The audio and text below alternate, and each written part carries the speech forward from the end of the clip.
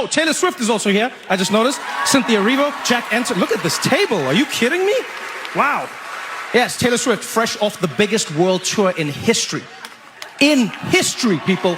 Not only did Taylor crush the record books, she got more Americans traveling than those Turkish hair transplants. People were flying everywhere for her. And tonight she's back with another 6 nominations for the album. Taylor Swift stepped out of the shadows of the 68th Grammy Awards ceremony in a way only she can, appearing with subtle glamour at a private after-party that still managed to spark an internet firestorm with the heat of 1,000 spotlights. Despite being absent from the annual award show itself, a show that, in years past, could be reliably counted on for some level of Swiftian spectacle, Taylor found her power move in simply being seen: a black, low-cut long-sleeved top, gold necklaces glinting conspiratorially beneath the lights, signature scarlet lips fiercely intact, her straightened blonde hair like a curtain nearly daring onlookers to decipher her thoughts. One catch: it wasn't meant for the cameras, at least not directly, but a single fan-captured video from inside this exclusive bash made its way to X, and then, naturally, everywhere. Within hours, the clip melted into a river of reactions: nostalgia from one corner, disbelief from another, and an avalanche of questions about who caught the honor of talking to her in a room that, for one electrified moment, felt like the center of the pop culture universe. The partygoers could have been nearly anyone, a constellation of chart toppers and up-and-comers and friends. But eagle-eyed fans chimed in with their exhaustive knowledge. Taylor's brother Austin right there next to her, an unflappable presence content to orbit the Swiftian sun rather than eclipse it. In their insatiable curiosity, fans functioned like anthropologists at a dig, combing over every second for clues, while the real news loomed just out of frame. Taylor herself had skipped the main event, a Grammy ceremony in the Crypto.com arena that wasn't what it could have been merely because she wasn't at the heart of it. For years, Taylor Swift and the Grammys have enjoyed a mutualistic relationship, a history underscored by triumphs, upsets, and those thrill-ride acceptance speeches that ripple through social feeds for weeks. But this year marked a fascinating shift. Her absence became the story, speculation growing with every red carpet photo she wasn't in and every performer list she was missing from. Had she not released her blockbuster album, The Life of a Showgirl, just a hair past the eligibility cutoff for this year's ceremony, surely things would have been different. Her perennial presence has galvanized Swifties and industry vets alike ever since her first win back in 2010, where she walked home with 4 trophies, including the coveted Album of the Year for Fearless. This year, though, the timeline betrayed her, and the Grammys unfolded without her trademark head tilt, her mid-acceptance speech tears, and the giddy disbelief that so often colors her thank yous. Some fans clung to hope, fanned by a rumor mill that spun ever faster with each week closer to showtime. Maybe she was keeping a secret. Maybe she'd present on stage beside her famous friends, Sabrina Carpenter, Haim, or Lady Gaga, who were all in the running for awards that night. Maybe, despite all official denials, she'd parachute into the ceremony as a surprise performer. Breaking the internet with another show-stopping moment, it's not hard to understand why this speculation reached a fever pitch.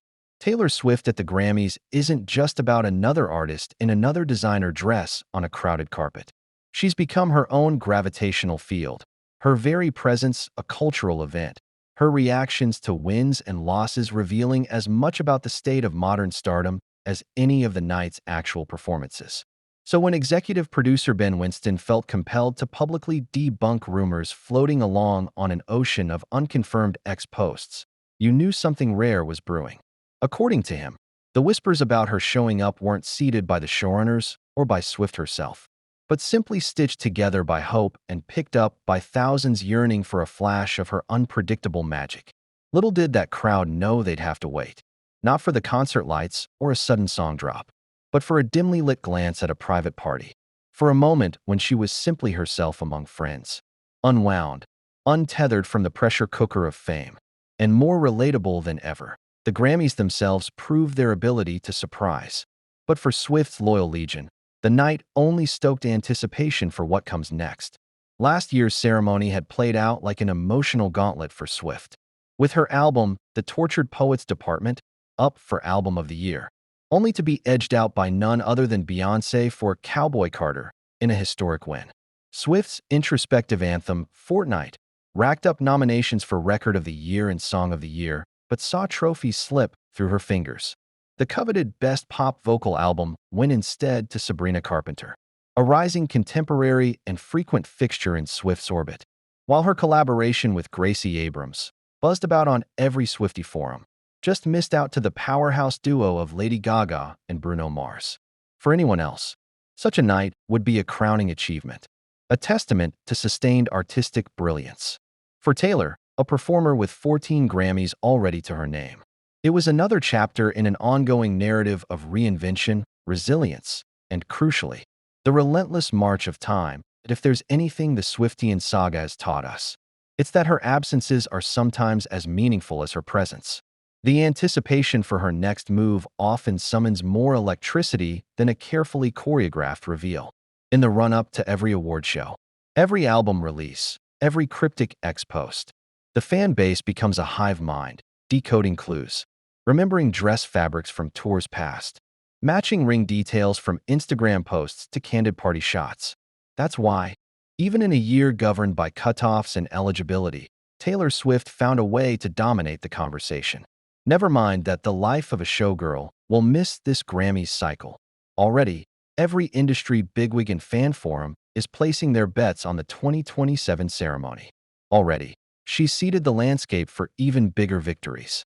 The kind that aren't handed out in gold-plated gramophones, but in relevancy, resilience, and the rare ability to shape the conversation simply by choosing when and how to enter it. On that Sunday night at a private post-Grammys gathering, Taylor Swift embodied a paradox, both invisible and omnipresent, absent from the biggest stage, but starring in the only after-party moments anyone wanted to watch.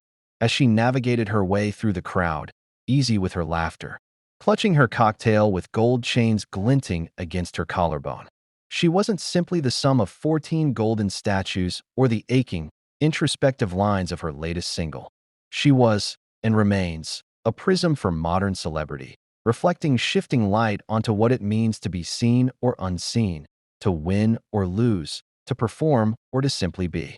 By letting her absence tell its own story, she's ensured the next part of her artistic journey will be a departure and a return everyone is counting down to already.